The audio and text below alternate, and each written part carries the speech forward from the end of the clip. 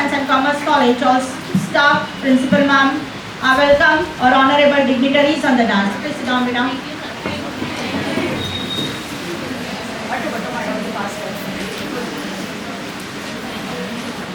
A very good morning to all of you.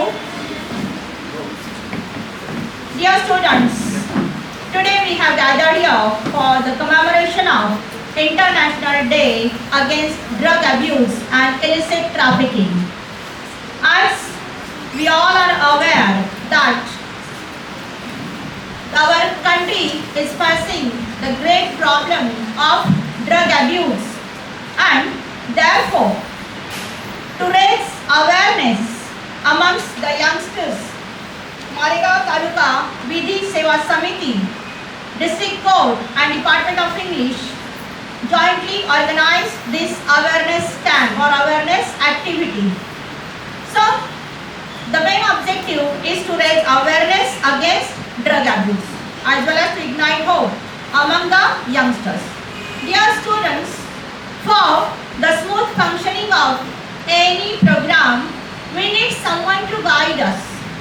So, as a person to guide us, that is, as the president of this function, I nominate the name of our honorable principal, Dr. Salma Abdul Sattar ma'am, and I am seconding the same, and I seek a permission to proceed further. May I, ma'am? Thank you so much. So, we have with us our honorable principal, Dr. Salma Abdul Sattar, as the president of this function. Dear students, we have to make our India a drug-free country, and 26 June is celebrated or observed as a global reminder to fight against drug abuse and drug addiction. So, you will see the dignitaries on the dais, the great personalities of our Malegaon, especially from our law field. Now, we are going to felicitate these dignitaries on the dais. First of all, we are going to felicitate Honorable Shri Y.H. Ameta sir, who is district judge. Recently he is transferred to Malegaon, and I request Munawar sir to felicitate Ameta sir. Please, sir.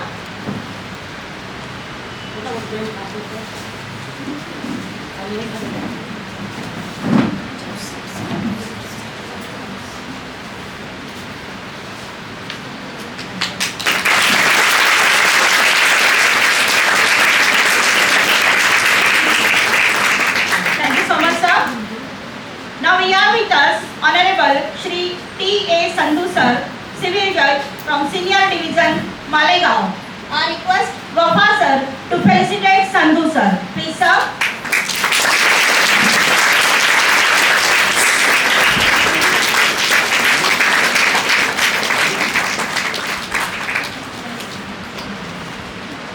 Now, once again I request Ismail Wafa sir to felicitate Malik Sheikh sir. He is Vice President of Bar Council.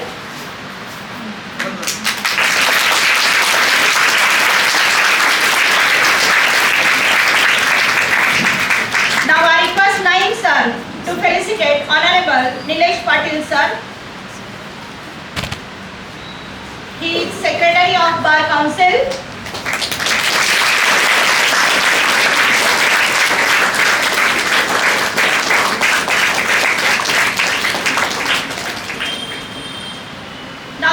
Once again, I request Munawar sir to felicitate Shri S.B. Shawade sir.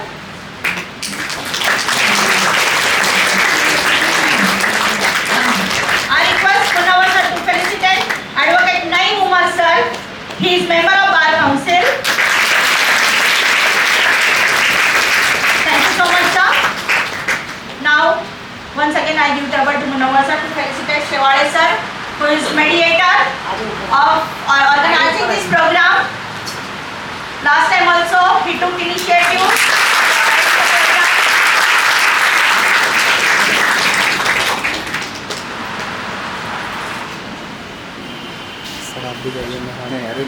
Once again I request Munawar sir to felicitate Mr. Prashant Pawar sir.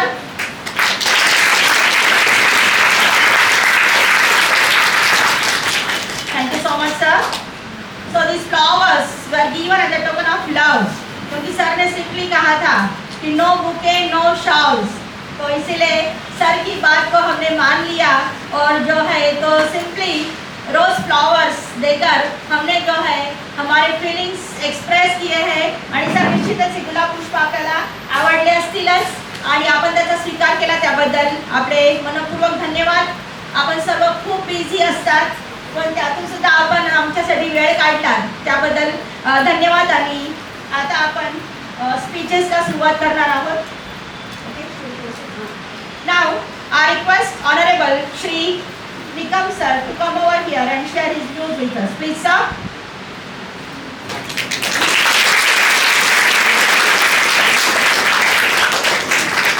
वैसे मेरा नसीब ऐसा है कि गलती मेरे साथ होते रहती है.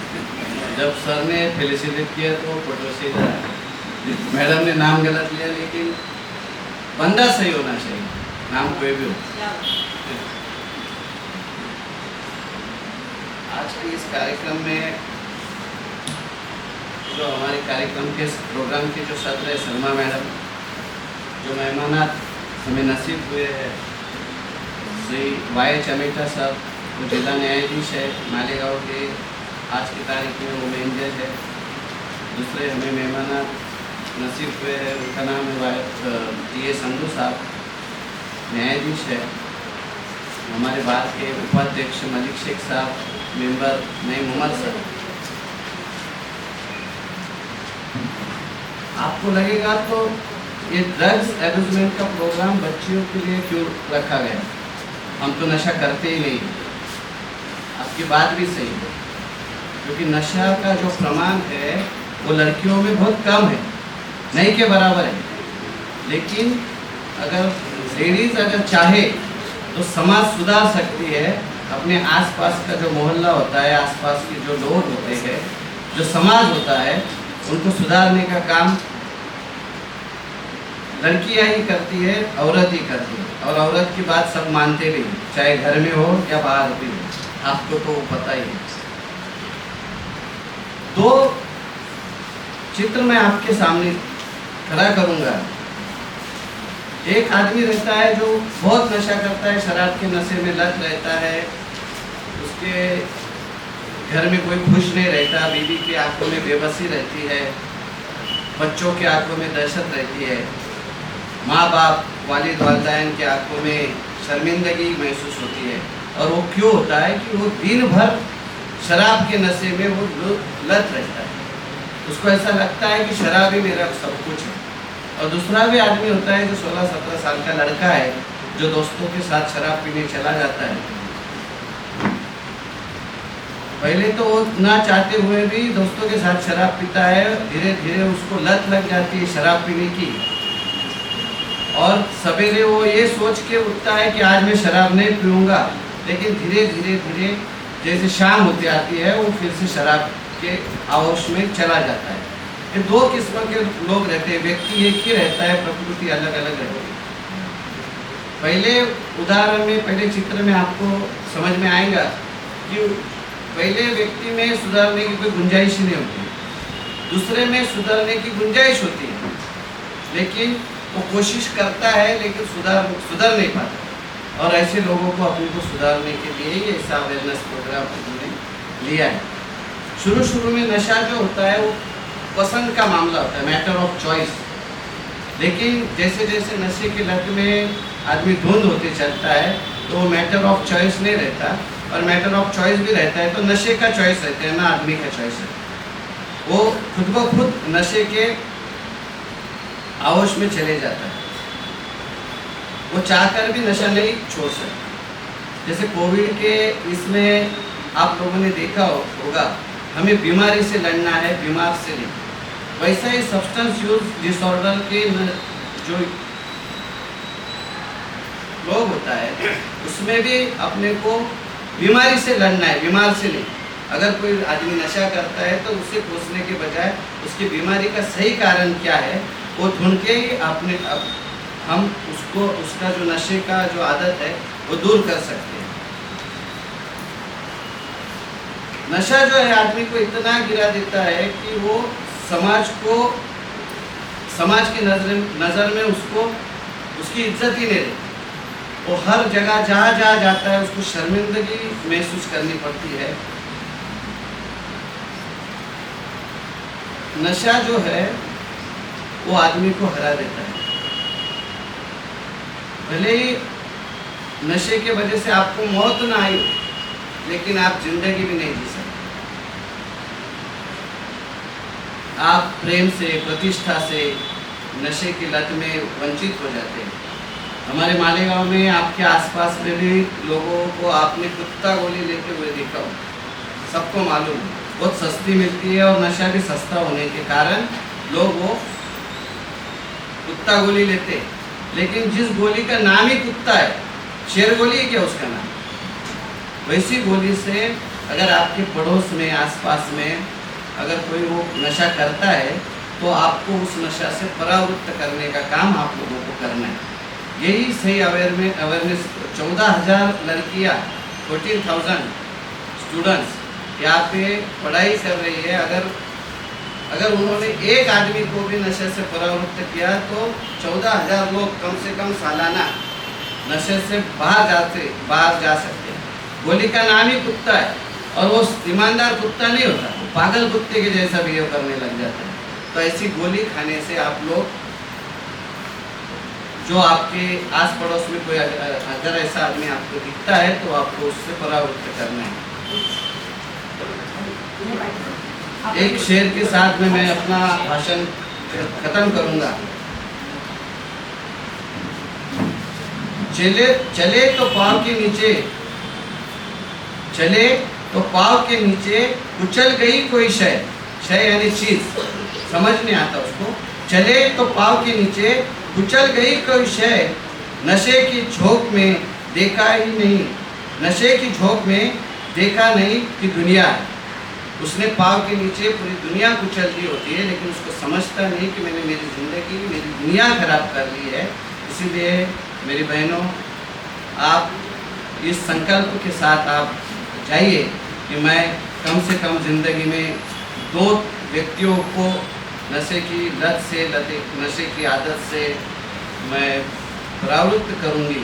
मेरी मराठी अच्छी है, आपको मराठी कम समझती है, आपकी उर्दू अच्छी है, मेरे को कम आती है, और हिंदी थोड़ी मिक्स आती है। आप लोगों ने मुझे सुन लिया, मेरा भाषण सुन लिया। मैं आप लोगों का बहुत ही शुक्रिया अदा करता हूँ, और कार्यक्रम के जो भी आयोजक है उन्होंने मेरे को यहाँ बोलने का मौका दिया। आप सब लोगों का शुक्रिया अदा करता हूँ मेरी बात करने में।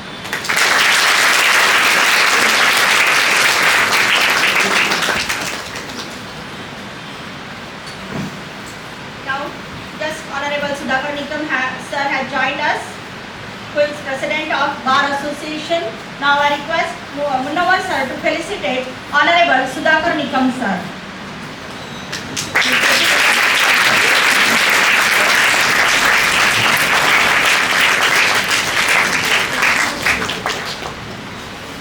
Thank you so much sir, and thank you Patil sir also, because you have shared your words with us. Now with due respect, I request Sandhu sir to come over here.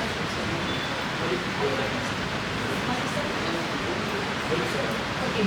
Now I request Manish sir to come over here and share his views with us. Please sir.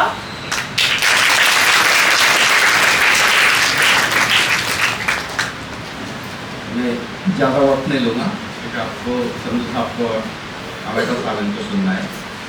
Honourable DISE, district जज अमेठा साहब,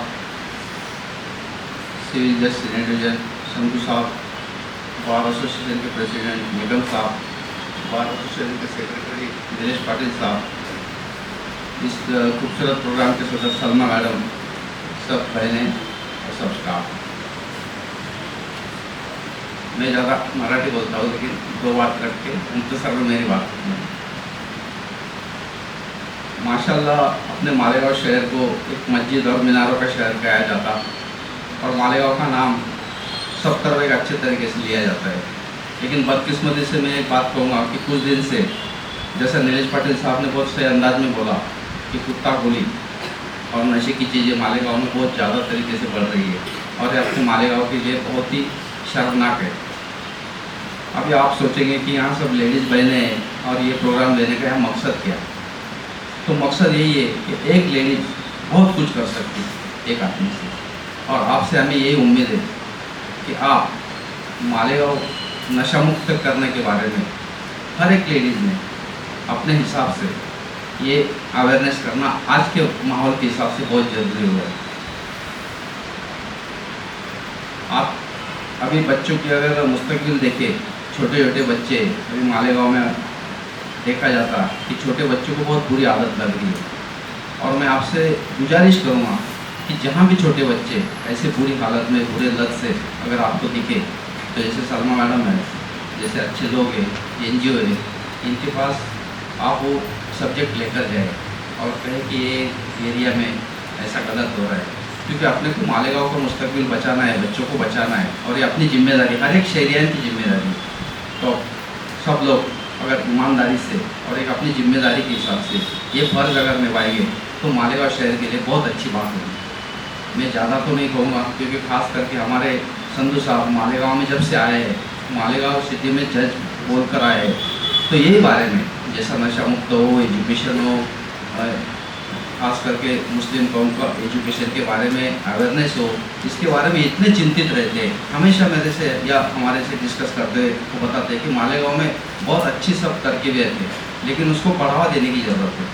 और मैं यही दरख्वास्त करूँगा कि आप सबको, खास करके संधू साहब को सुनना है। मेरी मुख्तसर बात आपने सुन ली, मैं आपका बहुत बहुत शुक्रिया।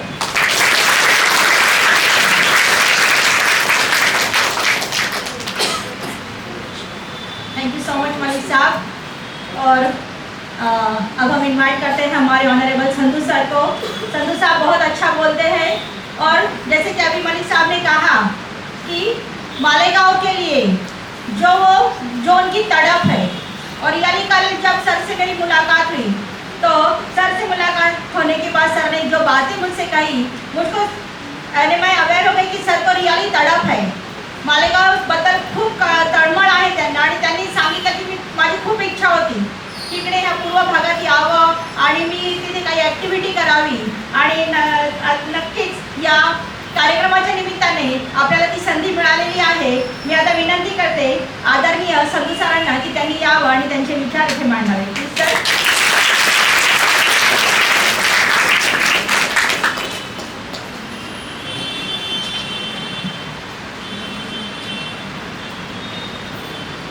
को सलाम वालेकुम. शुरुआत कुछ और करनी थी,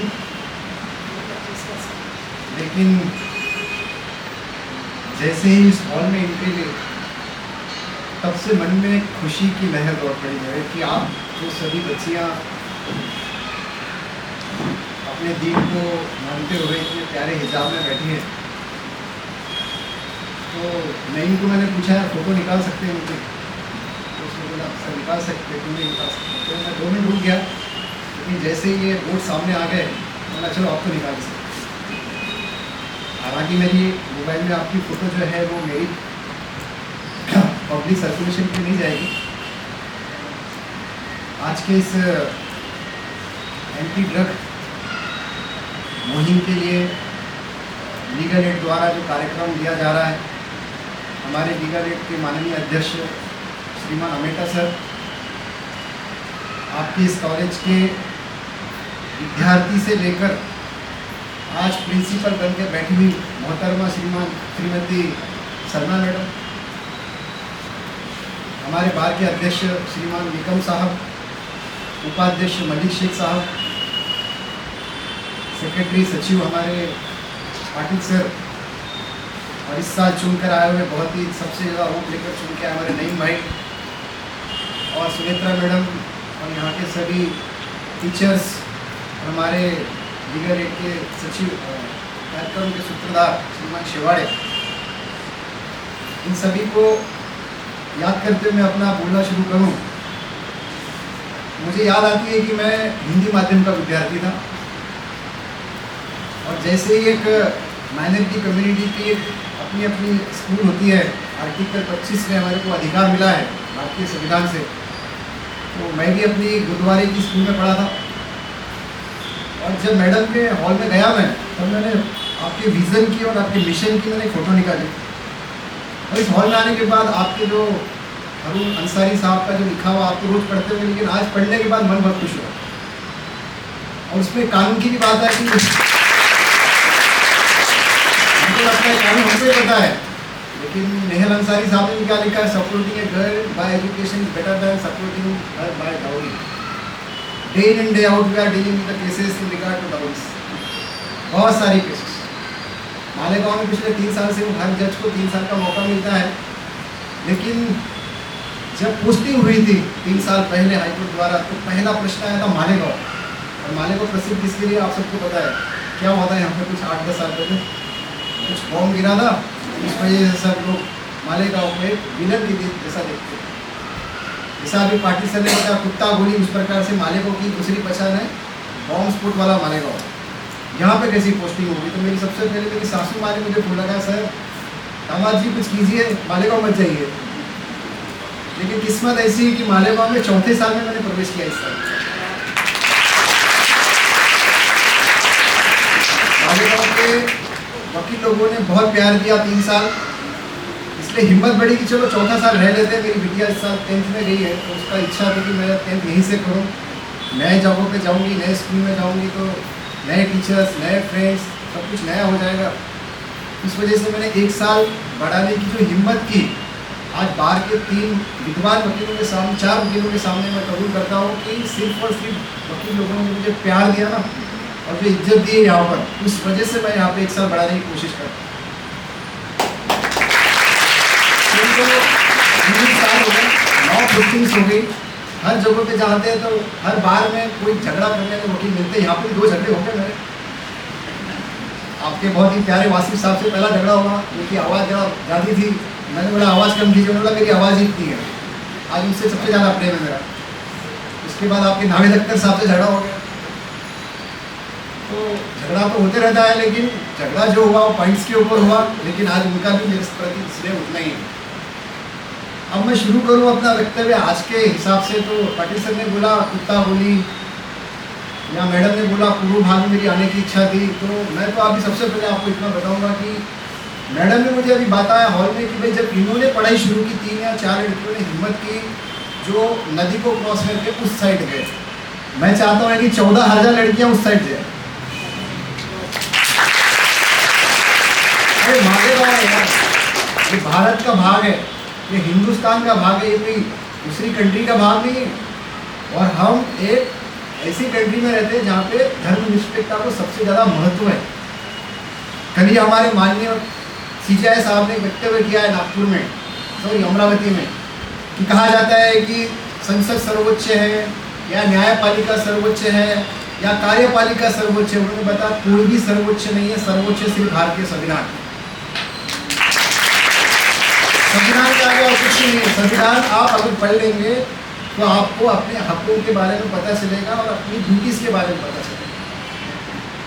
हालांकि आपके पास 9 विषय नहीं है, लेकिन हर इंसान ने संविधान जरूर पढ़ना चाहिए, कम से कम अपने हक के हिसाब। अगर आपको हक ही नहीं पता होंगे तो आप लड़ेंगे कैसे? लड़ना तो चाहिए ना, इंसान ने अपने हक के लिए जरूर लड़ना चाहिए। लेकिन साथ में हमारी कुछ ड्यूटीज़ भी दी गई संविधान के अंदर। पहले ड्यूटीज़ बनेगी 10, उसके बाद 1976 में ड्यूटी और ऐड हो गई। इस प्रकार से आज अनुच्छेद 51 में 11 ड्यूटीज़ है हमारी।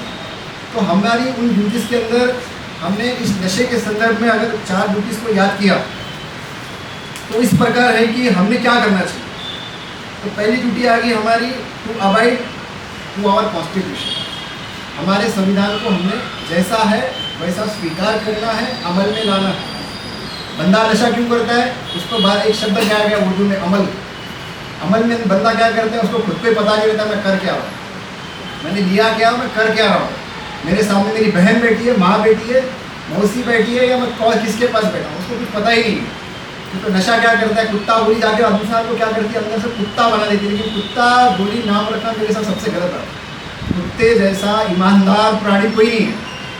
आप कुत्ते को स्नेह करके देखो, आपको आखिर तक साथ देंगे।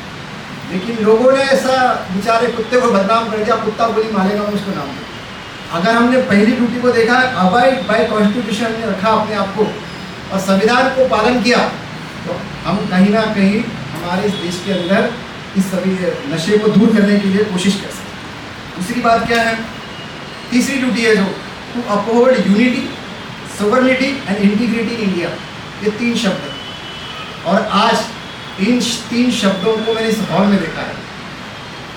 यूनिटी, इंटीग्रिटी एंड सोवर्निटी इस हॉल में देखा है। कोई बता पाएगा मैंने क्या देखा?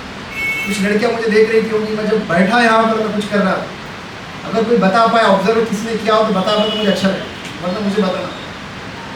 यूनिटी, इंटीग्रिटी, सोवर्निटी, इधर देखिए आप, सेकंड फोटो किसका है? इस साइड में सेकंड फोटो किसका है? श्रीमान सावरकर साहब।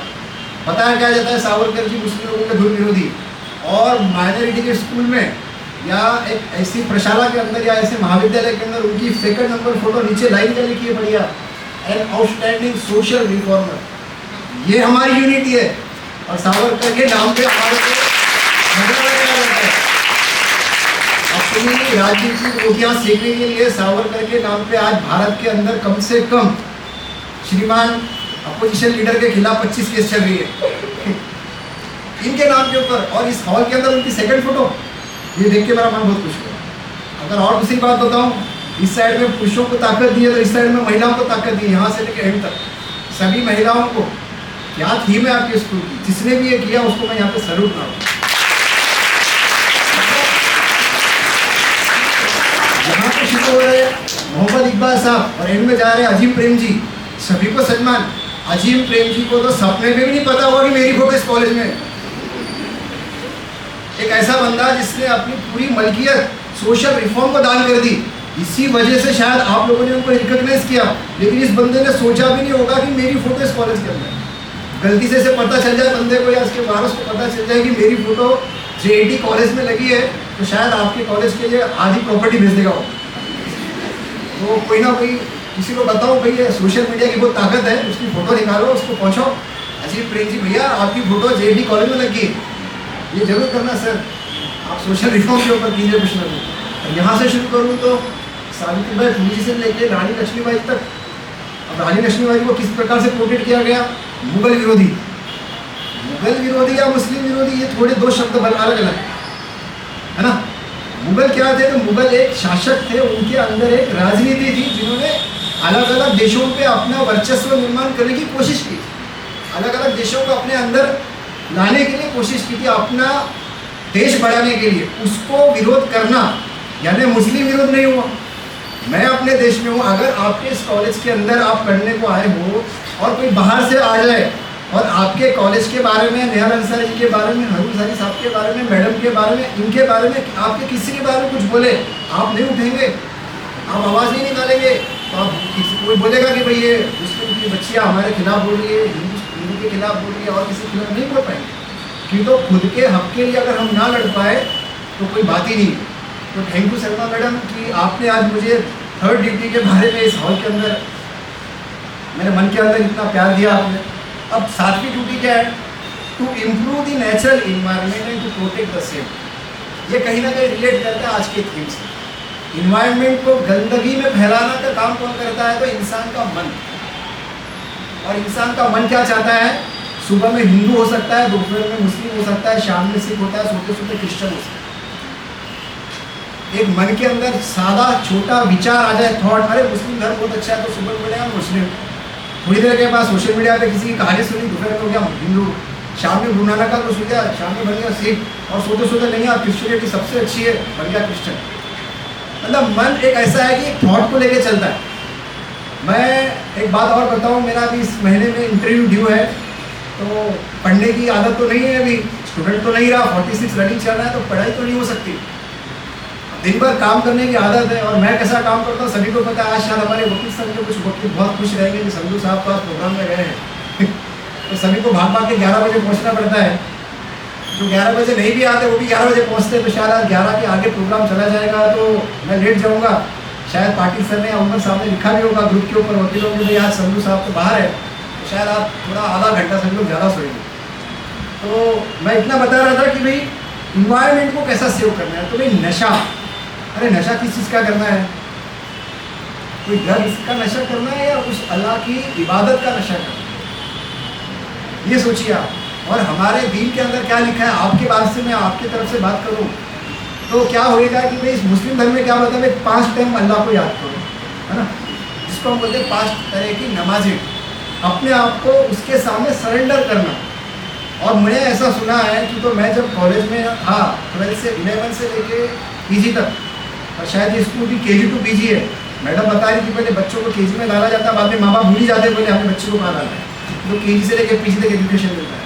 तो हमारा 11 लोगों का ग्रुप था जिसमें 10 मुस्लिम थे और मैं अकेला सिंगल था, सर मैंने हम सभी का ग्रुप था।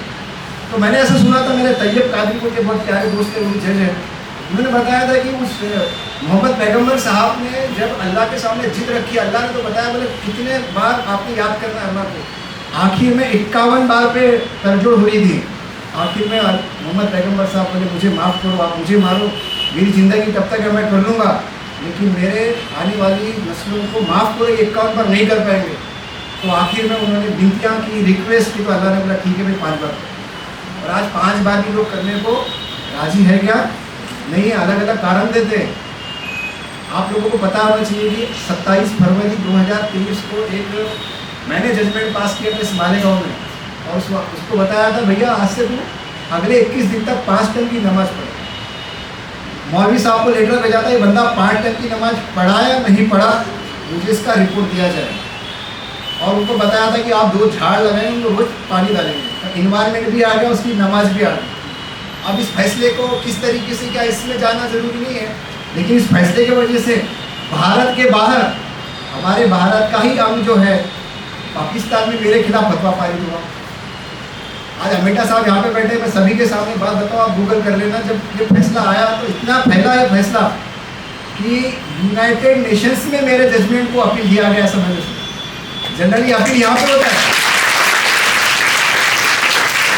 इसको डबल साइड से किया गया भाई, ये काफिर कैसा बोल सकता है कि ये 5 टाइम की नमाज पढ़े, इस प्रकार से उसको प्रोटेक्ट किया गया। लेकिन आज मैं इतना खुश हूँ कि वो बंदा ऑटो चलाने वाला आज 5 टाइम की नमाज पढ़ता है, और कुछ टाइम जो होता है ना ऊपर वाला करवाता है।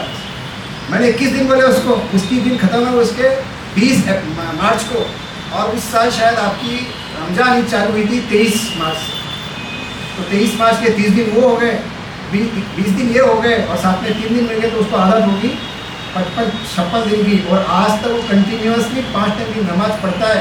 इससे ज़्यादा और क्या लेकर जाऊँ, इससे ज़्यादा और क्या लेकर जाऊँ मैं मेरे माननीय साहब के सामने मान करूँगा खुद के ऊपर कि वो जजमेंट मैंने पास किया कम्युनिटी सर्विस के हिसाब से, सामाजिक सेवा करो भैया।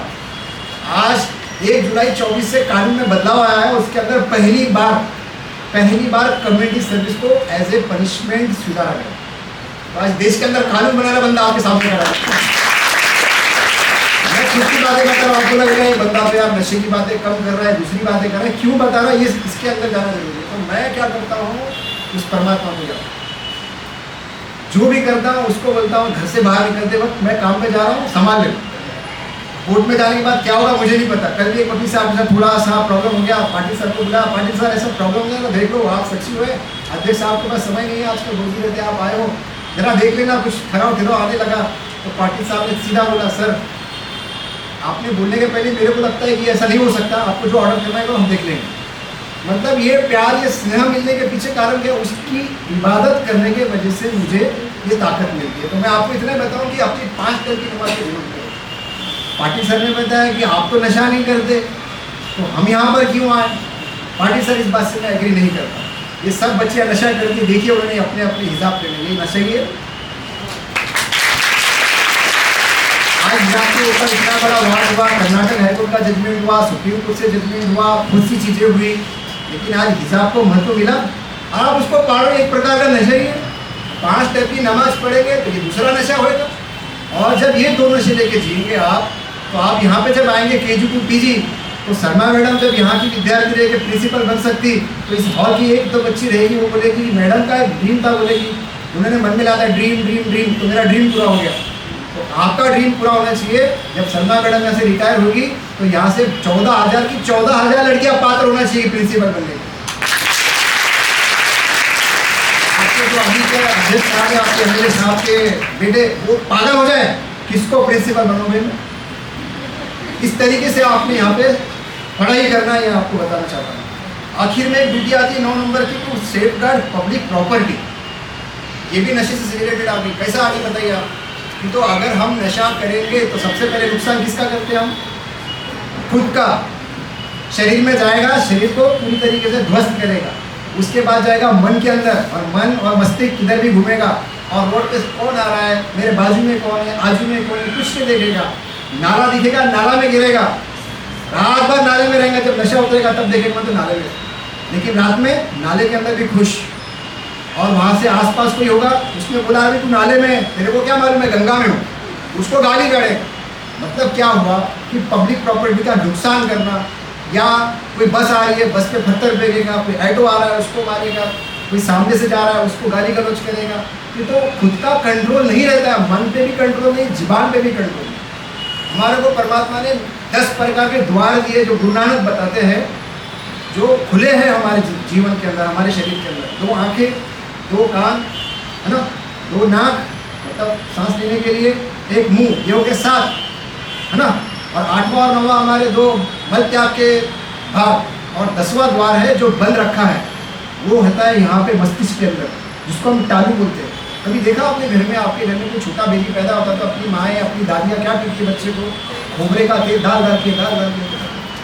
आप सभी का किया, मेरा भी किया। वो टालू को बंद करती है, टालू में डालती है। क्यों? तो वहाँ पे 10वां द्वार है, जो 10th part of the body है, जो परमात्मा के साथ मिलाता है। इस आत्मा को उस परमात्मा से मिलाने के लिए वो यहाँ पर है, और इसको जागृत करने के लिए आज बताया जाता है योगा कीजिए, बताया जाता है पढ़ाई कीजिए, प्रेयर्स कीजिए। तो आपको जो बताया गया है उतना ही आपने किया जो आप कर रहे हो। शायद यहाँ पे इस हॉल में मैंने गिनी है लड़कियाँ, कुछ 108 लड़कियाँ बैठी हैं यहाँ पे। 108 में से 108 लड़कियाँ 5 टाइम की नमाज करती होंगी तो हाथ ऊपर करें, मतलब आधी कर रही है। अब बची आधी क्या करेंगी? अगले प्रोग्राम के टाइम पे सभी के हाथ ऊपर। आप धोखा कर रहे हो अपने साथ, अल्लाह ताला के साथ आप क्या कर रहे हो? धोखा कर रहे हो। उनकी बातें नहीं मान के आप अपने आप के साथ धोखा, ये मत कीजिए। तो 5 टाइम की नमाज पढ़ेगा बंदा तो 10वां द्वार तो खुलना ही है ना। तो मेरे वक्तव्य के शुरू करने से पहले मैं सर को पूछा, सर मुझे टाइम कितना किया है आपने? कि तो कॉलेज में जा रहे बच्चियाँ हैं, बहुत सारे सवाल हो सकते हैं, उनके मन के हर सवाल पर जवाब देने की कोशिश करना चाहिए। तो मेरा एक बार शुरू होता था, मैं रुकता ही नहीं हूँ। उसके बाद 11 बजे का टाइम, आज तो मैंने सबको बोला चलो भाई आधा घंटा 1 घंटा सुनो, 12 को आना तो चलेगा। लेकिन सर का शेड्यूल बहुत बिजी है, क्योंकि हमारे जो प्रमुख जज साहब है उनकी तबियत ठीक है, तो सर के पास 2 कोर्ट का चार्ज है। तो सर ने हंस दिया, और सर को शायद कहीं ना कैसे पता हो गई बंदा बात उठ करते, तो सर ने हंस दिया, मतलब संधू साहब जितना बोलना बोलो। तो मैंने लिख कर लाया हूँ सभी, तो कहाँ तक रुकूँ कहाँ पे नहीं रुकूँ मैं देखता हूँ। अगर आपको बोलो तो टाली जोर से मैं रुक जाऊँगा, ठीक है। तो मेरी बहनों, मेरी बेटी और मेरी माँ, इस संदर्भ में हम आपके पास, जब मैडम आई थी मैंने पूछा मैडम स्कूल कॉलेज में कौन है? सर ओनली लड़कियाँ हैं। तो मैंने जानबूझकर शब्द वापरा है, मेरी बहनों, मेरी बेटी और मेरी माँ। आपके हाथ में ये देश है, आपके हाथ में मालेगा। पूर्व से पश्चिम जाना ही है, और ये पूर्व और पश्चिम का दाग आपको पूछना ही है। मुझे ये भी बताया गया था कि वो भारत और ये पाकिस्तान, ये क्या बात होगी? ये क्या बात हुई? भारत और पाकिस्तान कहाँ से आया मालेगांव के अंदर? तो ये जो नदी का, मौसम नदी के ऊपर लगा और डाक, ये आप जरूर साफ करेंगी। यहाँ से वहाँ तक आप जरूर ट्रैवल करेंगी। ऐसा बहुत से लोग करते हैं। अभी मैं पिछले 3 साल से देख रहा हूँ, शायद ऐसा अभी कुछ नहीं रहा है, लेकिन अगर मैडम बोल रही है ऐसा है आज भी, तो उन्होंने भी कुछ देखा होगा, उनकी ज़िंदगी यहाँ पे गई। मेरे तो 3 ही साल गए। तो कोशिश कीजिए कि यहाँ से वहाँ चलें। ये पूर्व भाग पश्चिम भाग को हमने पूरी तरीके से साफ करना।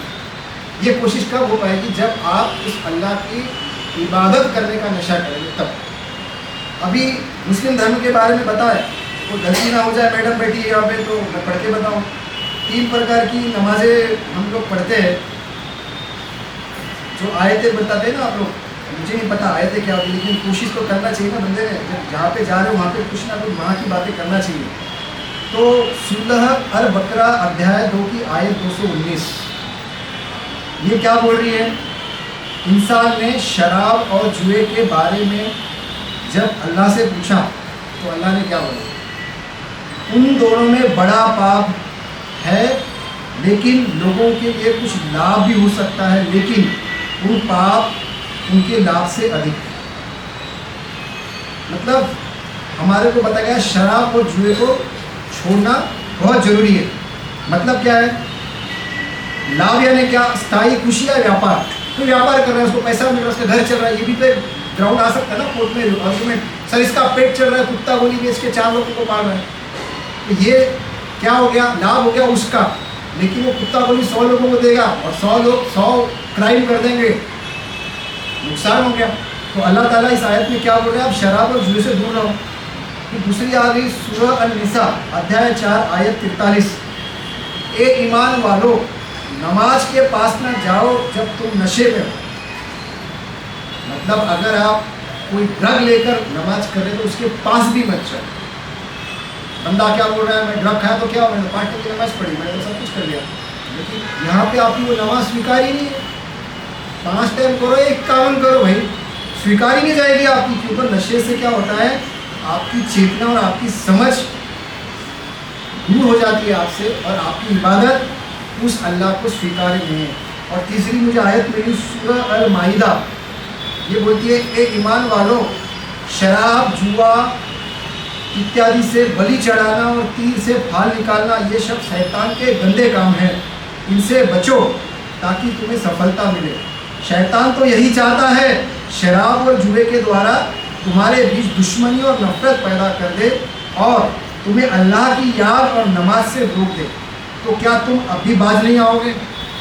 इतने कड़े शब्द अगर कुरान में लिखे हैं और सिर्फ कुरान को मानना या कुरान की बातों को मानना, इसमें बहुत छोटा फर्क है। आज हर धर्म के अंदर, हम धर्मनिरपेक्ष देश है, मैं सरदार हूँ, आप मुस्लिम हैं, सर हिंदू है और कोई कुछ है, हम आज धर्म को मानने के लिए झगड़े कर रहे हैं। धर्म की बात को मान रहे हैं क्या?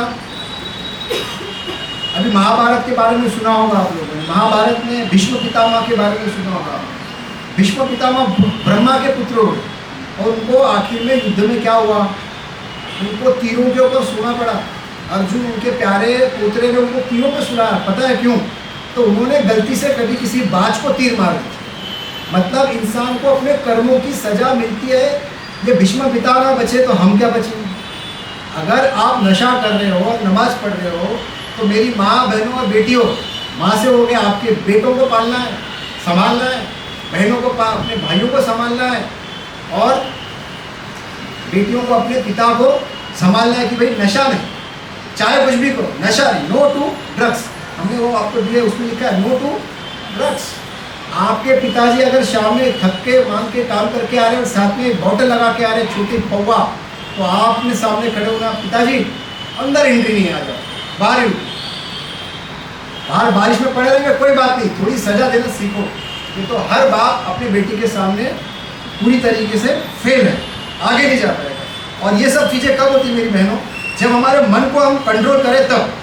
तो मन के बारे में एक सूफी संत हुए कबीर साहब, वो क्या बोलते हैं? मम्मा मन से काज है, मन साधे सिद्ध होए। मम्मा मन से काज है, मन साधे सिद्ध होए। मन ही मन से कहे कबीरा, मनसा मिले रखो। मुँह से आया मन, और मन क्या करता है? हर काम करने को वो प्रेरित करता है।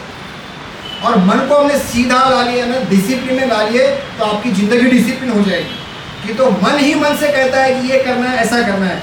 और मन के जैसा दोस्त और मन के जैसा दुश्मन आपके ज़िंदगी में, मेरी ज़िंदगी में होते। मन को कंट्रोल कर लिया, मन जीते जग जीत। दुनिया को जीतना है तो अपने मन को जीत।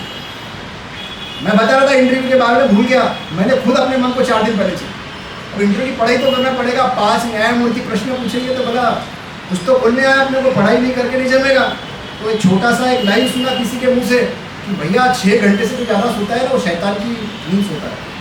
वो मन को ऐसा लगा कि पिछले कुछ दिनों से मैं 3:34 में उठ जाता हूँ, करेक्ट, और सुबह तक पढ़ाई करके फिर कोर्ट में आके काम करता हूँ। दिन भर कोई नींद भी नहीं आ रही आजकल। क्यों? तो मन को बता दिया भैया इस बार मेहनत नहीं करेगा, नीचे वाला ऊपर चला जाएगा। अभी तक तो ऊपर वाले ऊपर थे।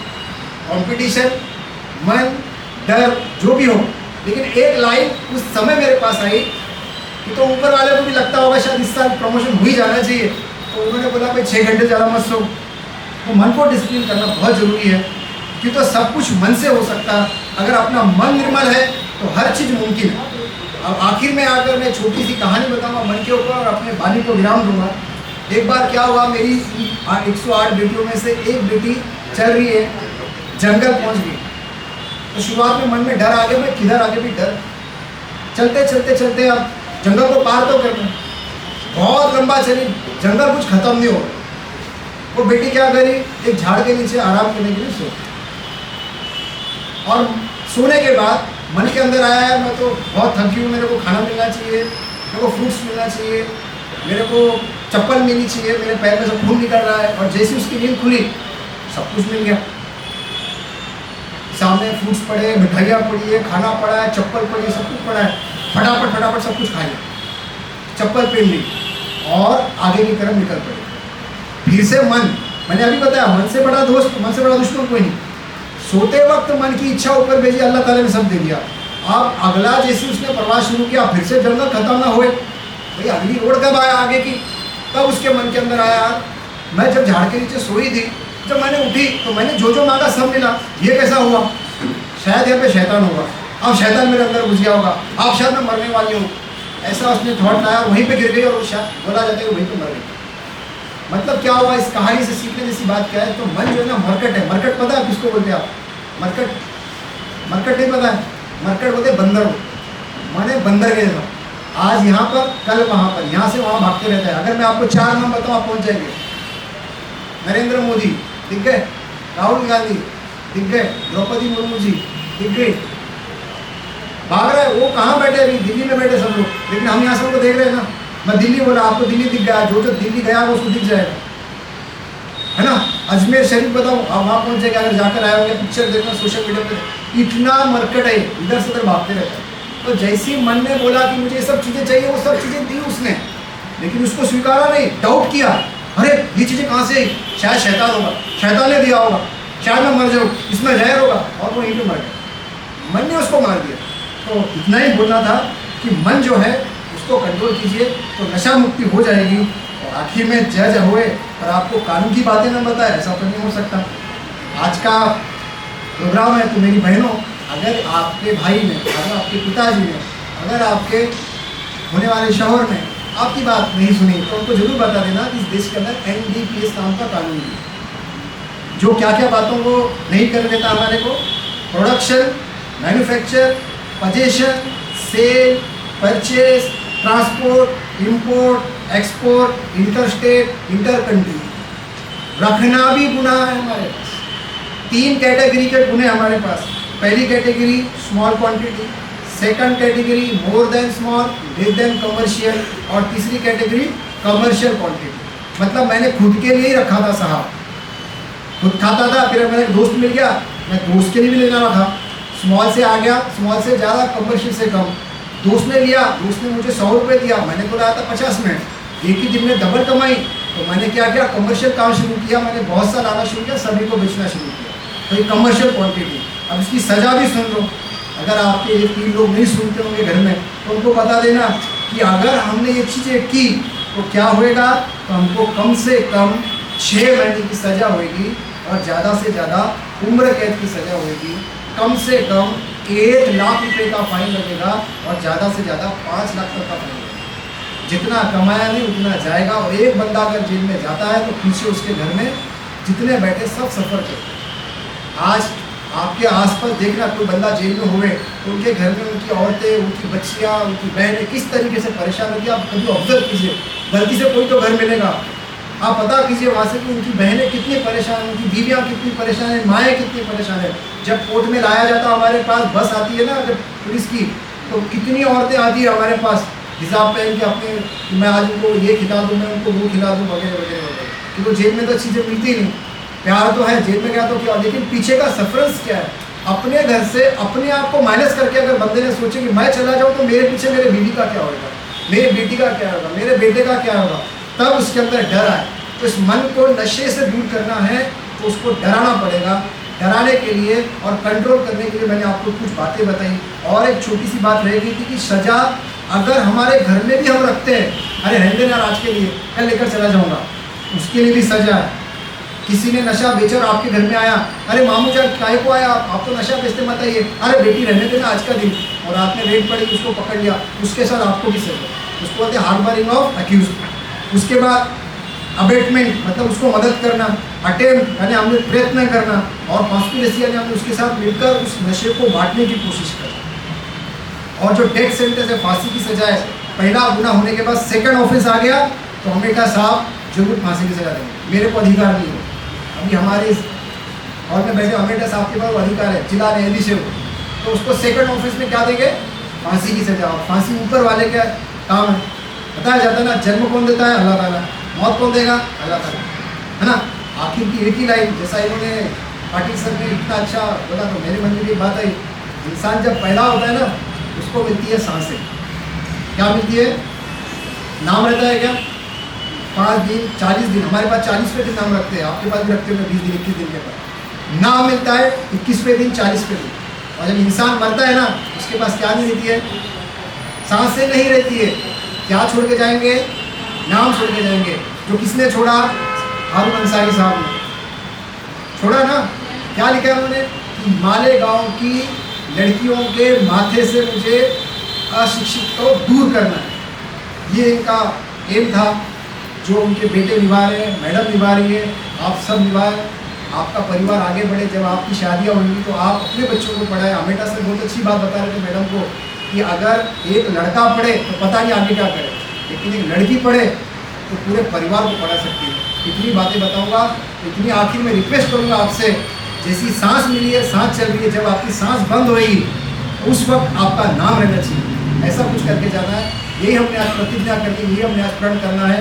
और मैंने बात करते वक्त बहुत सी गलतियाँ की होंगी, आपको जो जो अच्छा लगा लेकर जाइए, एक भी छोटी बात गलत लगी तो वापस मेरे पास फेंक दीजिए, मैं स्वीकार करता हूँ, भूल चूक की क्षमा, धन्यवाद।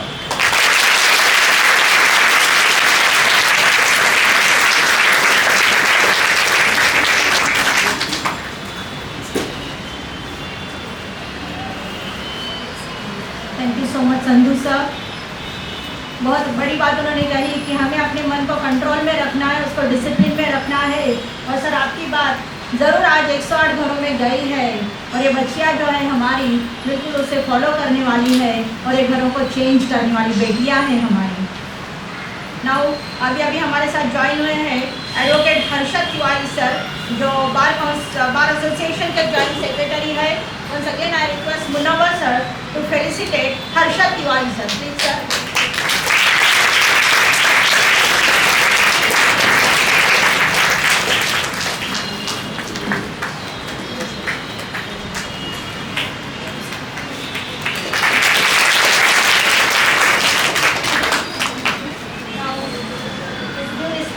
I request Honorable Ameeta sir to come over here and share his views with us. Please, sir.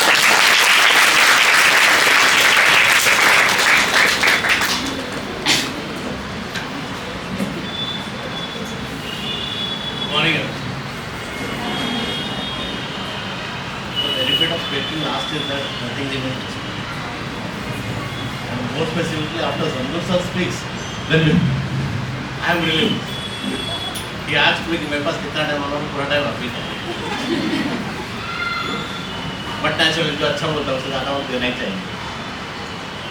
He is indeed good orator. I feel that it is God gifted skill and to him that he speaks very nicely. वो बोल रहे थे तो मैं भी उनकी बातें सुनने में इतना मंत्रमुग्ध हो गया था कि मुझे क्या करना बोलना भूल गया। पाटिल सर ने भी अच्छा बोला, बाकी जो हालात है उसके बारे में बोला। संधू सर ने काफ़ी चीज़ें बताई जो अल्टीमेटली मन को कंट्रोल करने की बात कही, जो मैडम ने भी उपयोग की।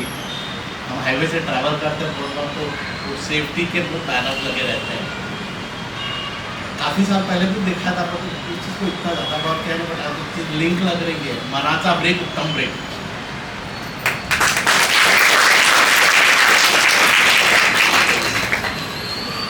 सही टाइम पे हम अगर इस चीज़ को कंट्रोल कर लेते हैं, या फिर एक डिसीजन लेते कि नो, ब्रेक लगा रहे हम एक परिस्थिति को, वहाँ से वो चीज़ बंद हो जाती है।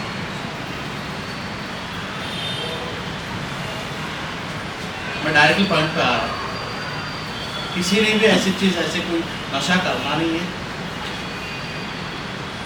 लेकिन जिस दिन भी अपने को रियलाइज हो गया कि अपने से कहीं कुछ गलती हो रही है, तो सिर्फ रियलाइज होने से कुछ होता नहीं, we need to take the next step, because doctor doesn't stop the diagnosing the disease, his real work starts thereafter of treating it. We should also do that. And at that time, when we realize that we are doing something improper or wrong, I will not use the word illegal, because statutes may be there, they may change. Thing which was illegal years back may be legal today, which was legal years back may be illegal today. There was no law for drugs few years back, तो कभी वो legal illegal के parameter में आता ही नहीं था। आज जब लॉ है तो वो इलीगल के पैरामीटर में आ रहा है। तो हमको लग रहा है कि अगर गलत है तो उसी समय हम उसको रोक दें और फिर बाद में डिसाइड कर लें कि आज के बाद अपन ने ऐसा करना नहीं है। वहीं से अच्छा होना शुरू हो जाता है।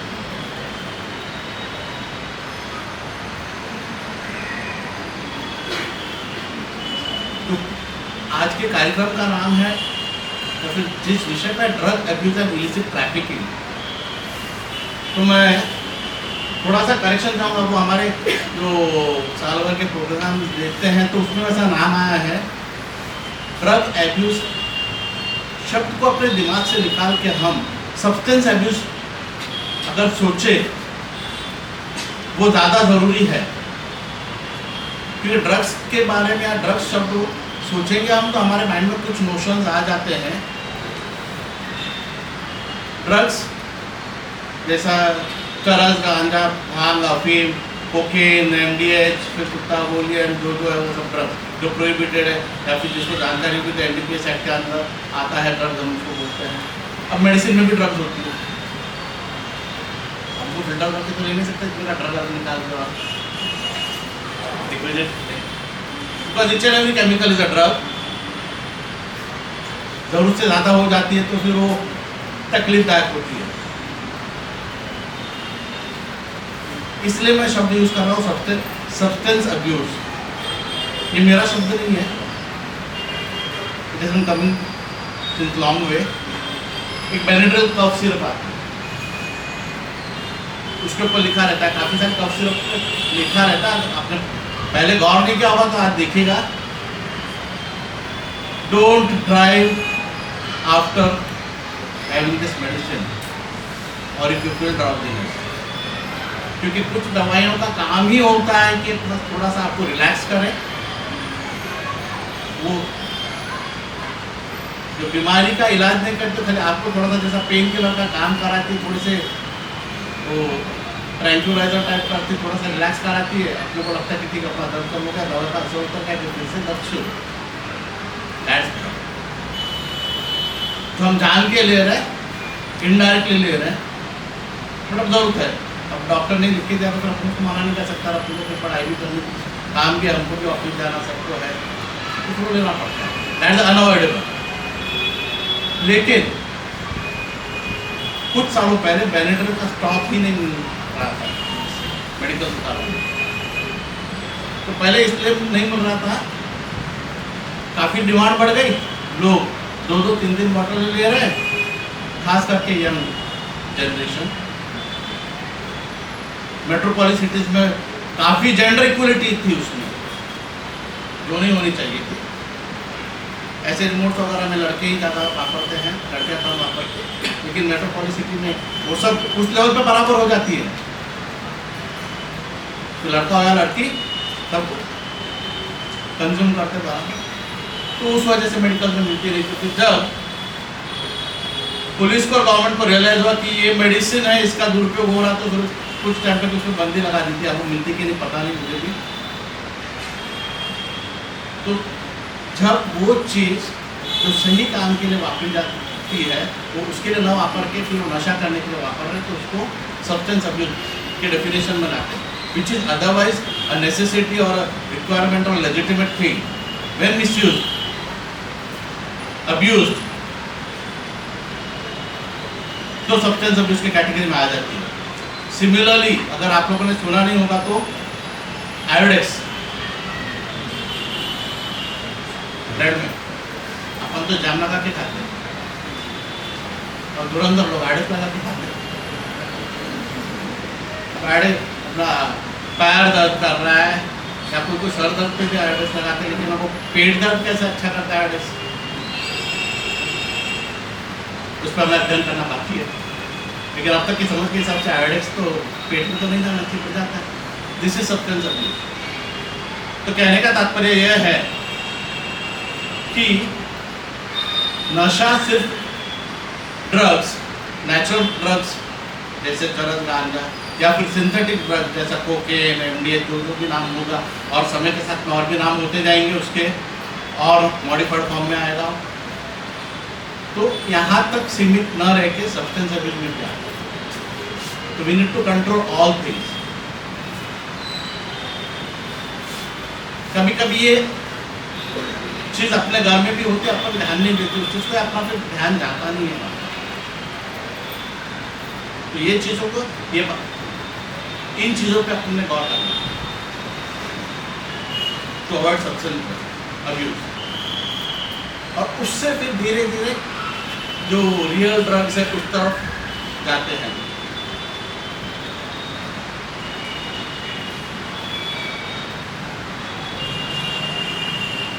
ड्रग्स पे डिपेंडेंसी बढ़ जाती है, फुकट में तो कोई देगा नहीं। चरस गांजे का तो रेट क्या मुझे पता नहीं, but synthetic drugs 1-1 kilo lakh रुपया, 10 लाख रुपया ऐसे में ही बिकता है। तो इतना सा पाउच है, उसकी कीमत 10 लाख रुपया, 20 लाख रुपया, तो फुकट में सुनने को भी नहीं देगा, फिर पैसे लगते हैं। तो स्पॉन्सर दिस अब्यूज फिर और क्राइम्स होते हैं। ऐसे भी केसेस आते हैं हमारे पास जहाँ पे घर के लोगों के मर्डर भी किए हैं, जो लोग नशेड़ी बन जाते हैं क्योंकि उनको नशे के अलावा कुछ सुनता नहीं है। खुद तो बर्बाद हो रहे, परिवार बर्बाद हो रहे, लोगों की जान तक लेते हैं।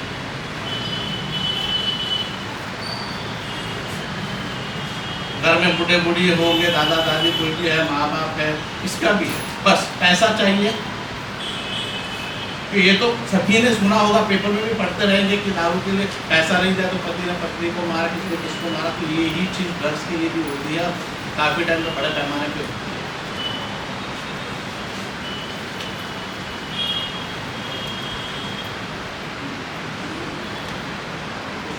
सिर्फ ऐसा कुछ होता है तो पूरे परिवार को उसका बुरा असर होता है।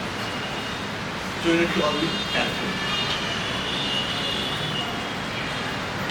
ड्रग्स के नशे में यंग जनरेशन में भी काफी गुण होते हैं, जो मैं और एक्सप्लिसिट या क्लियर करके नहीं बताऊंगा। I hope you all are mature to understand this things.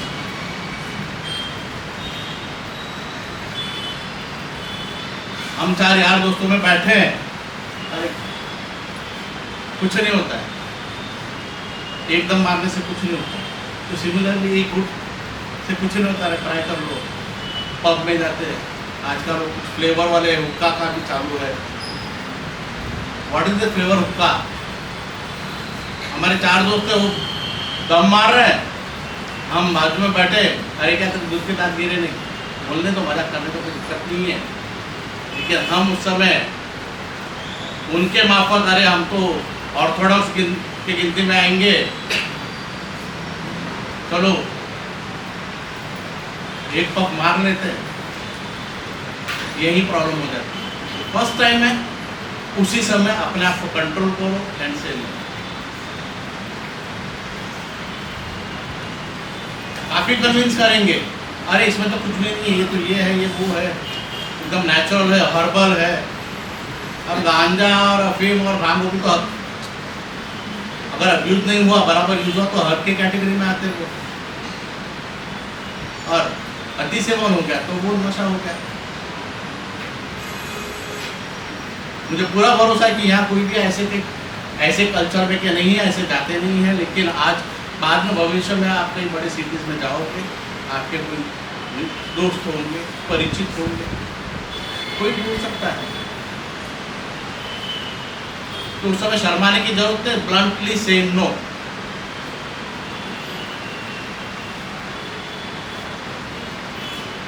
क्या होगा दादा,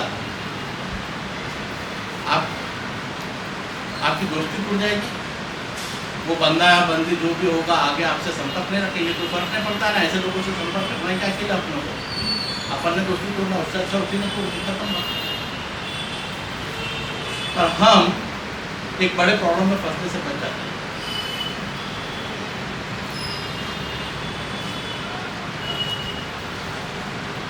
तो ये सब चीजों पे आप लोगों ने ध्यान रखना है।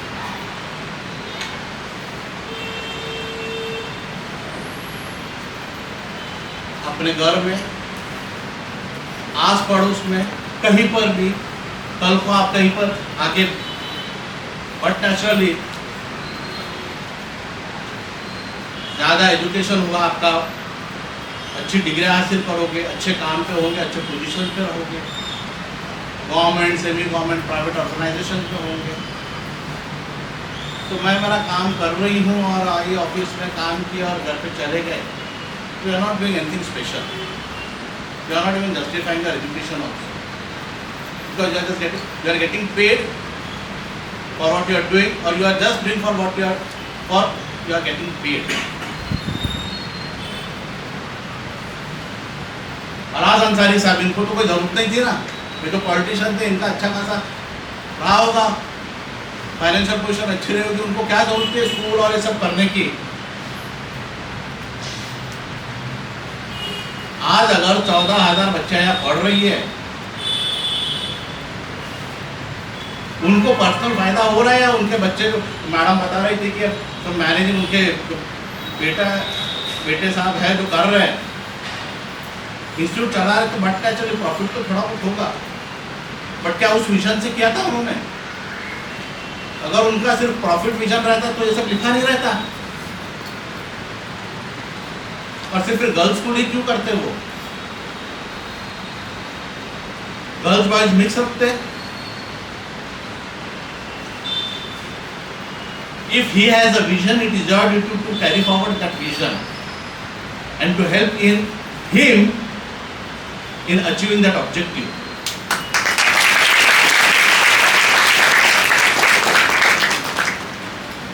प्रिंसिपल मैडम यहीं की स्टूडेंट है, यहीं प्रिंसिपल है। So she dreamt of it, she achieved it, so now it's your duty to do something like that or more than that.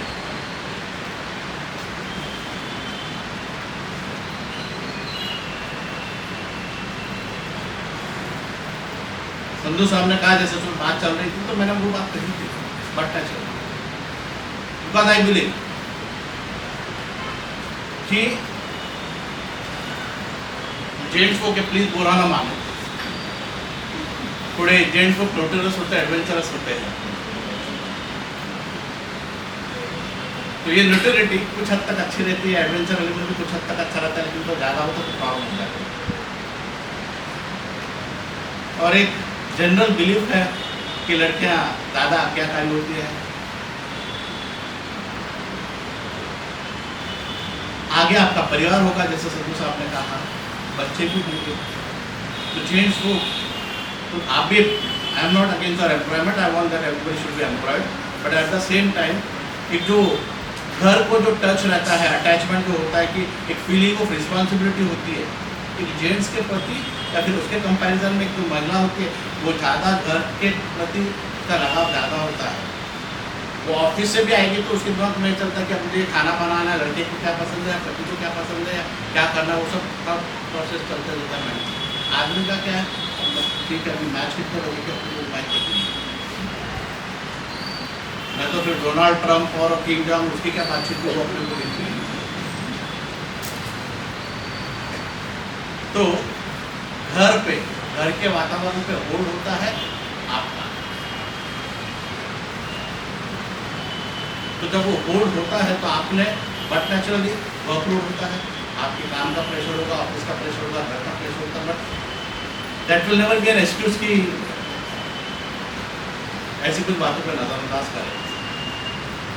Patil साहब ने सही कहा था एकदम कि फीमेल फोक्स की बातें ज्यादा सुनी जाती है for any reason, out of love, out of respect. तो फिर आपकी जिम्मेदारी है कि आपने सही टाइम पे वो सही चीज कहना। चाहे संतु सर ने एग्जाम्पल दिया था कि जब पिताजी को शराब पी के आए थे मार रहे हैं, रात को एक रात पनिशमेंट होने दे उनको, पिताजी को बारिश में भीगने दे, तो बारिश के पानी से उस समय का नशा उतर जाएगा और रात मार रहेंगे तो उससे अब तक का पूरा नशा उतर जाएगा कि अगर कि मैं क्या कर रहा हूँ अगर रियलाइज होगा उनको तो फिर सुधर जाएंगे। सो ड्यूटी का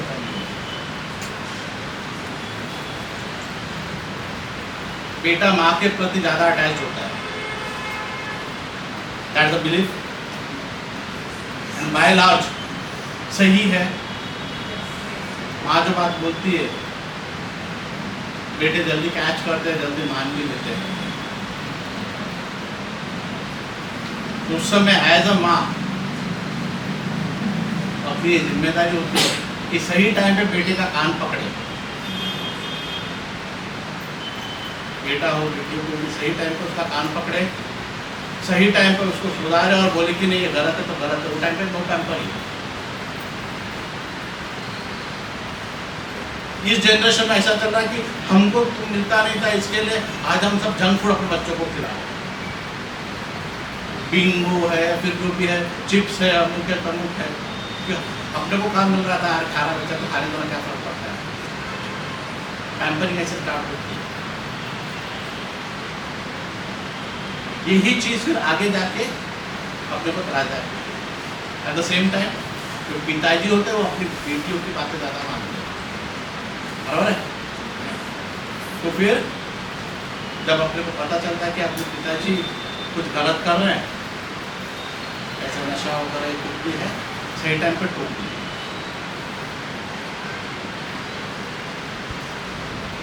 उस समय अपनी पत्नी की बात के सुनने के कंपैरिजन में बेटी की बात ज़्यादा सुनते पिताजी। तो मैं क्या बोलूँ, मेरे को क्या वॉइस है घर में, हर जगह हर पॉसिबल सिचुएशन में आपने अटेम्प्ट करना है कि ये चीज रुके।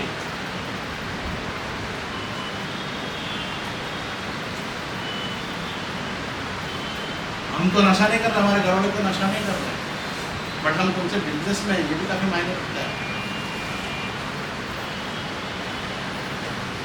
It is really impossible to hit a jackpot every time or any time or to become a millionaire overnight. मैंने 6 महीने साल भर में गाड़ी आ गई, बंगला आ गया, then you need to ask ये सोच कहाँ से है। 1 लाख रुपए 1 किलो का आइटम बेचेंगे तो पॉसिबल, बाकी नहीं होगा। नौकरी करने से नहीं होता है, बिजनेस करने से नहीं होता है। Business in the sense legal business, regular business में बात कर रहा हूँ। ये सब तभी पॉसिबल होता है कि in any form a person is involve in an illegal activity और इलीगल ट्रेड लाइक दिस।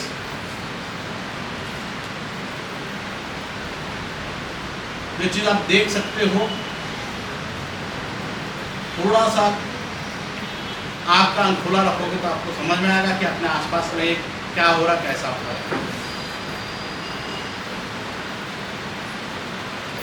जैसे संधू साहब ने बताया था कि संविधान में, कॉन्स्टिट्यूशन ऑफ इंडिया में राइट्स है तो ड्यूटीज भी है, 11 ड्यूटीज है, तो it is duty of each and every person. सुबह से हम यही सुन रहे, ड्रग अब्यूज, ड्रग्स, एकदम नेगेटिव वाली बात सुन रहे। हाउ मालेगांव सर्वाइविंग, अगर सब बुरा है तो मालेगांव सर्वाइविंग नहीं करता। अच्छाइयाँ भी है, इसके लिए मालेगांव सर्वाइव करना, और अच्छाइयाँ भी तो इसको आगे कैरी फॉरवर्ड रखना है। सिर्फ अपने एजुकेशन लिया, डिग्री ली, इधर से पीजी किए, फिर बाद में कोई एंसिलरी इंस्टीट्यूट में या फिर कहीं पर भी जॉब पे लग गया, अपना संसार चला रहे हैं, दैट्स नॉट सफिशिएंट।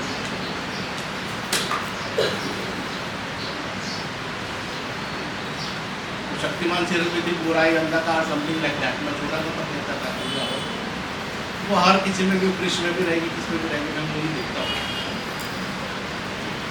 तो अंधकार शैतान और बुराई वो भी अपना सर ऊपर लाएगी, लेकिन अपन ने अपना अच्छाई का भी जब सर लाएंगे, अपना प्रेजेंस रहेगा, तो फिर वो बैलेंस में रहेगी या कम होगा, नहीं तो नहीं होगा। नहीं तो जाने तो क्या फर्क पड़ता है, अपने घर पे तो कितना सब ठीक है, छोड़ो क्या करना, गली में हो रहा तो होने तो फिर कुछ नहीं होना। वो प्रॉब्लम फिर एक न एक दिन अपने पास पहुँचेगी, डायरेक्टली या इनडायरेक्टली करके।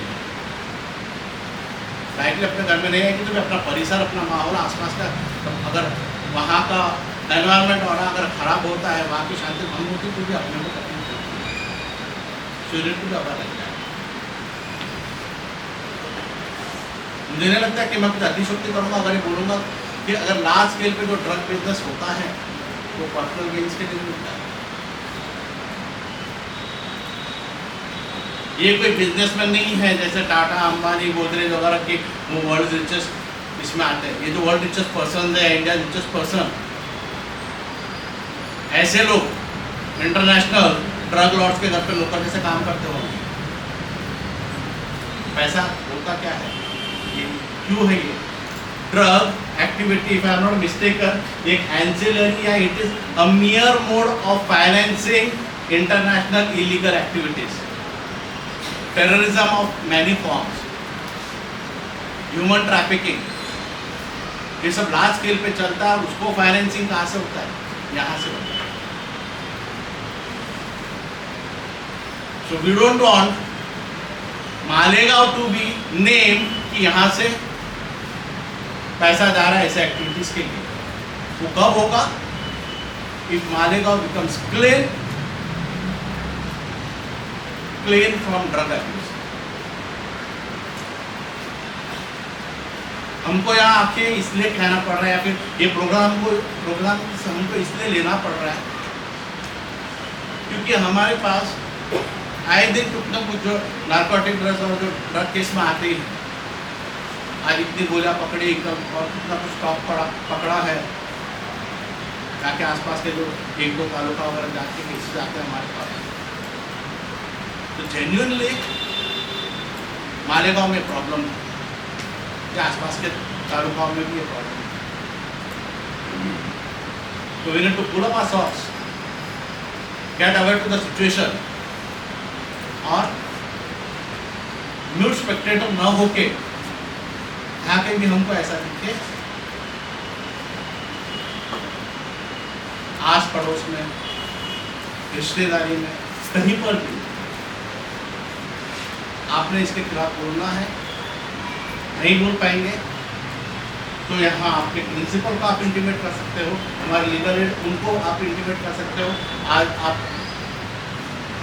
सोशल मीडिया के थ्रू भी उस चीज़ को हाईलाइट कर सकते हो, that issue of problem can be controlled and taken care of. मैं क्या करूँगी या मैं क्या कर सकती हूँ, मेरे एक्टिव करने से क्या होगा, ये अगर सोचेंगे तो हमें कुछ भी नहीं होगा।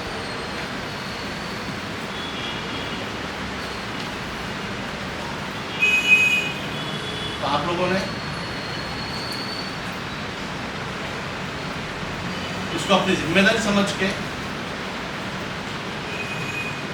पहले भी लोग यहाँ पे आके ऐसे फंक्शन लिए होंगे, आपको अवेयर किए होंगे, बट नेचुरली आपके सर टीचर होंगे, डायरेक्टली इनडायरेक्टली कुछ टॉपिक्स के जरिए भी आपको बताते होंगे।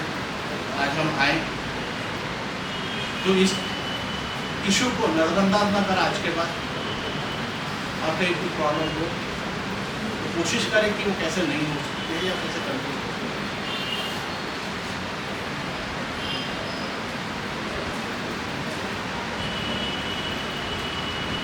आपके सुबह कॉलेज जो भी टाइम होता है बराबर घंटी बजती है, इंतजार करते कि अब दूसरी घंटी को बजने जब लेक्चर बंद होगा, हमारी भी घंटी बजने पर आ रही है, 11 बज रहे, we need to rush to आपको। बोलना काफ़ी वक्त कम है।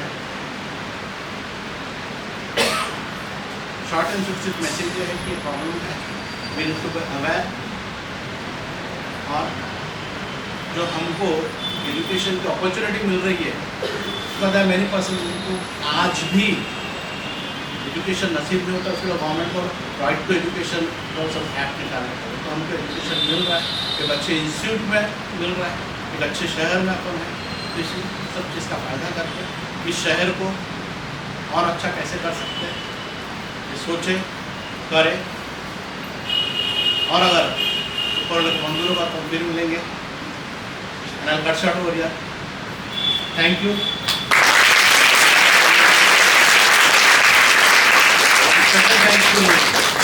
वकील साहब, निकम साहब और पाटिल साहब, कल अचानक हमको शाम को यहाँ पे दोपहर में 2-2:30 बजे के बाद समय इन्फॉर्मेशन आई थी कि हमको इस बारे में ये करना है, अवेयरनेस कैंप लेना है, प्रोग्राम करना है। तो हम सोच रहे थे, दुविधा में थे कि कहाँ करें, क्या करें। तो we are really thankful to them कि उन्होंने ये इंस्टीट्यूट सजेस्ट किया, तो उनकी वजह से हम यहाँ आ पाए। So please give a big hand to them also.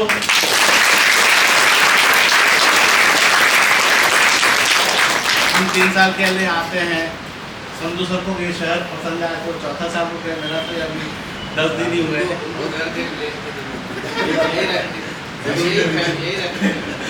मेरा तो यहाँ आके सिर्फ 10 दिन ही हुआ। इंडियन मालेगांव अच्छा शहर है। पहले मैं भी दुविधा में था कि कहाँ मुझे ट्रांसफर करना, बट 10 दिन में मुझे काफ़ी अच्छा लगने लगा ये शहर। तो 3 साल में तो वाकई में अच्छा लगेगा ही। शायद ऐसा ना हो कि मैं भी संतोष सर के वापस और एक साल तो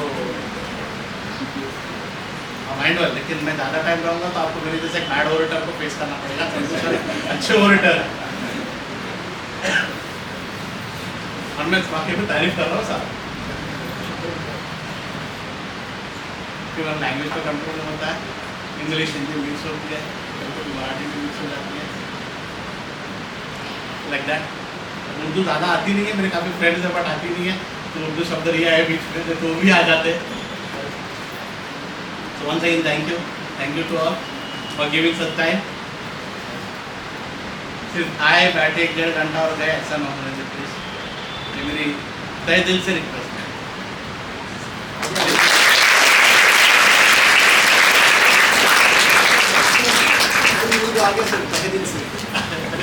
thank you so much sir. और हम लोग ज़रूर दुआ करेंगे कि हमारे अमेटा सर और एक साल रहे यहाँ पर, 4 साल से भी ज़्यादा वो यहाँ पर गुजारे। And thank you so much for appreciating humanhood. लेकिन उसे अप्रिशिएट करते करते उन्होंने हमें हमारी रिस्पॉन्सिबिलिटीज़ और ड्यूटीज़ के बारे में भी बता दिया। बहुत अच्छे सर आपने समझा दिया है। Thank you so much. Now I request Salma madam और honourable principal to come upon here for presidential speech. Please, ma'am.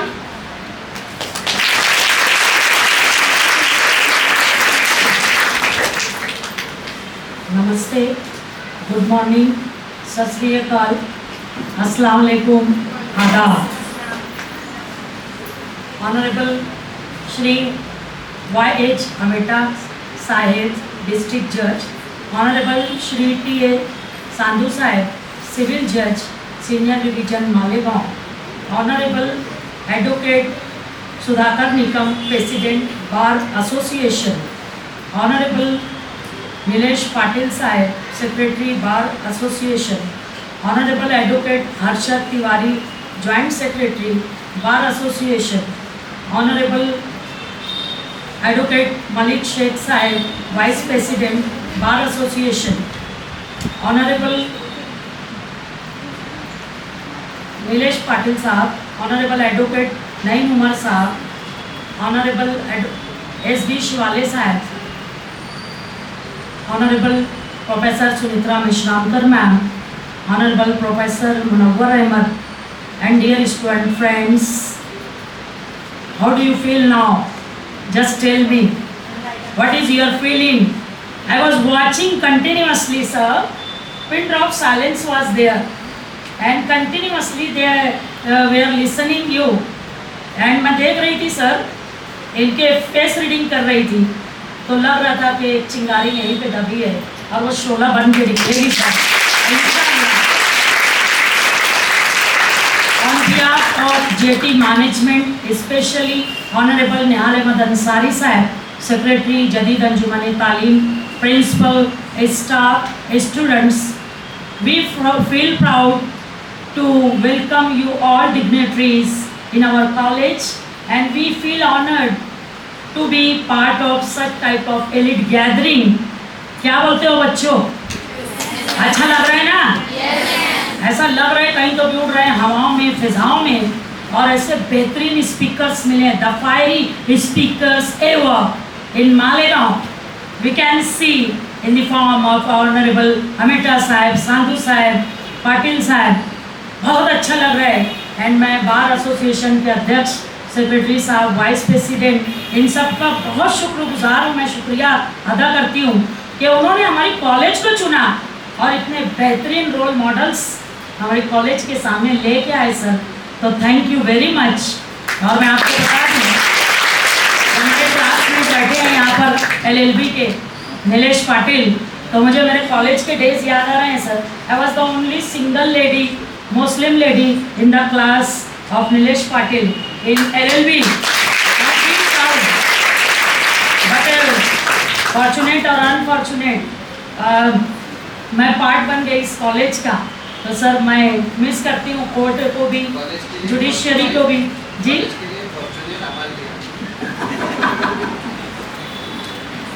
बहरहाल मुझे इतना अच्छा फील आ रहा है कि इतने बड़े बड़े लोगों के साथ मुझे बैठने का मौका मिला। और मैंने सर को कहा था कि एज स्टूडेंट वहाँ बैठती थी तो सोचा करती थी काश कि वो दिन आ जाए जब मैं भी स्टेट की इस तरह जो डिग्नेटरीज आएंगे उनके साथ बैठूंगी। तो जैसा कि पाटिल साहब ने कहा, सांधू साहब ने कहा, अमेटा साहब ने कहा कि आप में से ही कुछ ऐसे लोग आएंगे कि शायद इस कॉलेज के प्रिंसिपल होंगे।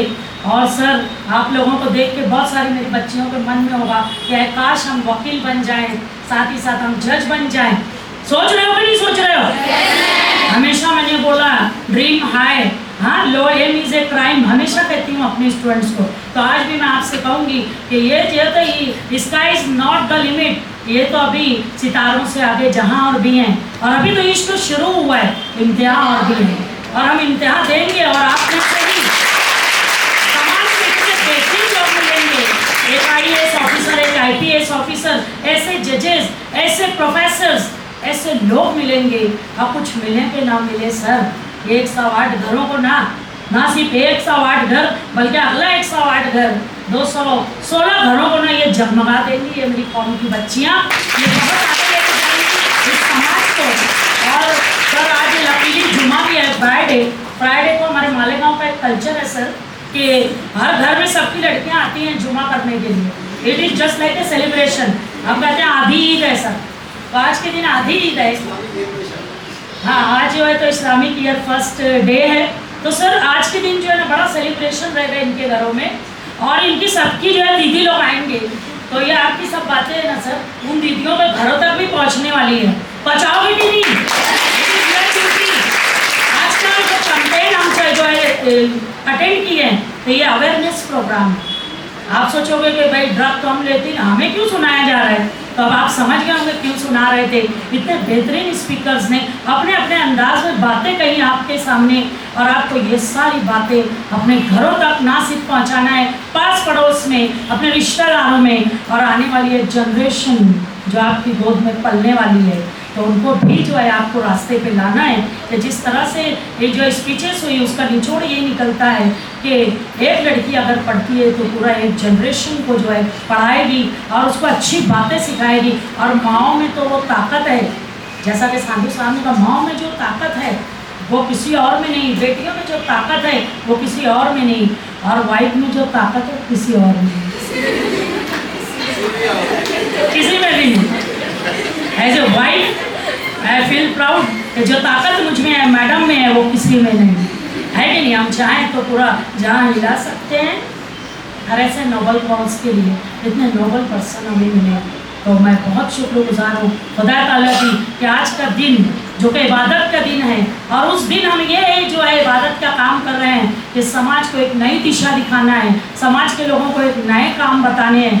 और जिस तरह से आप लोगों को अच्छी अच्छी बातें बताई गई, तो सिर्फ सुनना नहीं है बल्कि उसके ऊपर अमल करना है। और मैं हमेशा कहती हूँ कि अच्छी चीज़ें कम से कम 3 लोगों तक तो पहुँचाओ, और आप पहुँचाओगे ज़रूर अपने जैसे 3 लड़कियों तक, 3 समाज के लोगों तक, और अपनी बात हम मनवाएंगे एक दिन। और मैं दिल से दुआ निकल रही है सर आप लोगों के लिए, आप जो सब आए यहाँ पर, तो दुआइया कलमात इस अंदाज में कहूँगी कि कदम कदम पे उजाले उतर के आएंगे, तुम्हारे नसीब में तारे उतर के आएंगे, और सहारा बन के निकलो घर से बेसहारों का, तुम्हारी मदद को फरिश्ते उतर के आएंगे। दुआ है आप सबके लिए। और सर मेरी बच्चियों को मैं सुबह जब बोल रही थी कि आप लोग आने वाले हैं, तो मैंने बोला ये कितने साल के हो गए? 18 साल के हो गए। आज तक आपने किसी जज को देखा है? आपने जो लॉयर्स को देखा है? लॉयर्स तो देखे होंगे गली मोहल्ले में, पर जजेस नहीं देखे। तो आज इनके लिए बड़ा प्राउड मोमेंट है सर, कि मेरे लिए भी बहुत फ़ख्र की बात है कि आज हम जजेस को ना सिर्फ देख रहे हैं बल्कि सुन रहे हैं, उनके साथ बैठे हुए हैं छत के नीचे एक नोबल कॉज के लिए।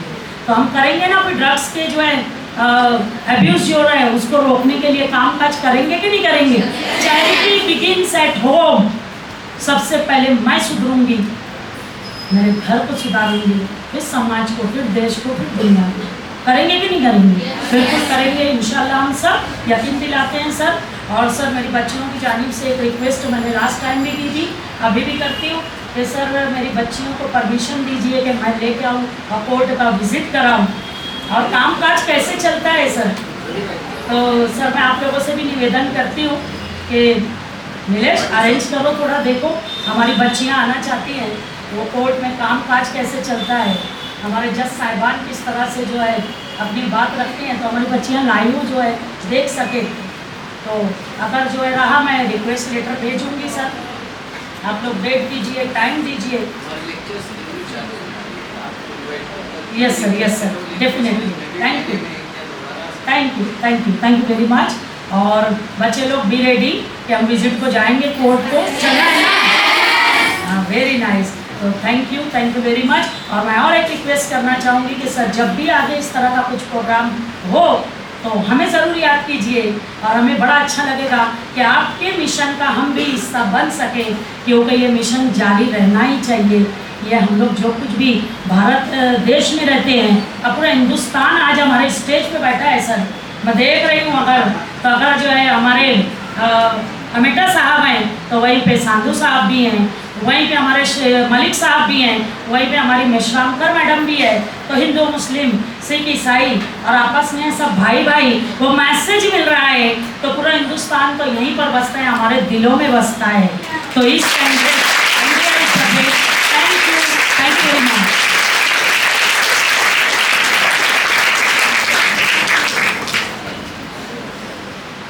We JATians are really fortunate to have such a great lady as a principal of our college, and I always salute her. So, dear students,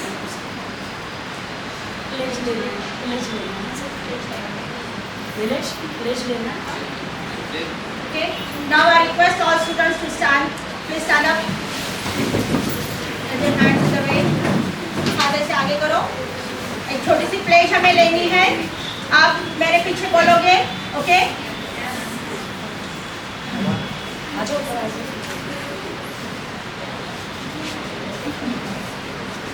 I pledge that I will do everything possible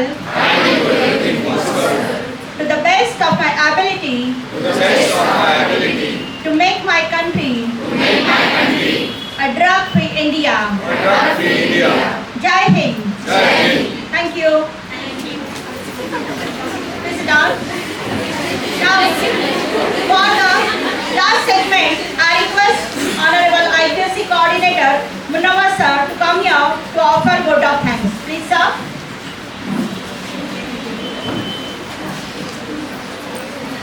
On behalf of JT Management, especially the chairperson, Alhaj Anis Ahmad Ansari Sahib, the secretary, Honorable Ansari Nihal Ahmed Saheb, the Treasurer Advocate Nihal Ahmed Lodi Saheb, and the JT Senior College and its Principal Dr. Salma Abdul Sattar ma'am, and on behalf of Department of English, especially the HOD of that department, Professor Meshramkar Sunitra ma'am, we extend our warmest, our solemnest gratitude to all the dignitaries present over here on the dais as well as off the dais. And on behalf of you, dear students, I assure both the amazing and very engaging speakers of today's program as well as our ma'am that we will do whatever you have instructed us, and definitely I personally observe that Malegaon, because Malegaon is really facing a very dire problem, and that is drug abuse. Actually, I am becoming emotional because my family also has suffered with this problem.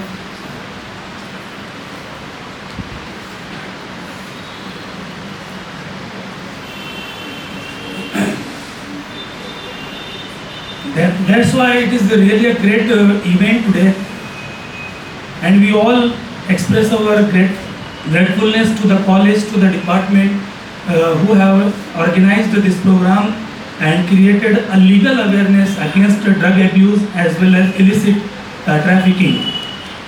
So sorry for being emotional. Once again, I extend my gratefulness on behalf of everyone, and especially to YH Amita sir and Sandhu sir for delivering their speeches, and in their speeches really they have instructed us, they have suggested us so many different things, especially the knowledge of the legal system and the constitution, which is providing us the rights, and I hope that you will definitely do something against the drug abuse and make our Malegaon a better place to live. And now I thank everyone for making this program and this day successful. Thank you very much, each and everyone. I conclude my word of thanks with a couplet in Urdu, and that couplet is मत देख के दामन में गुल आए के खार आए, मत देख के दामन में गुल आए के खार आए, ये देख के किस तरह गुलशन में बाहर आए. Thank you.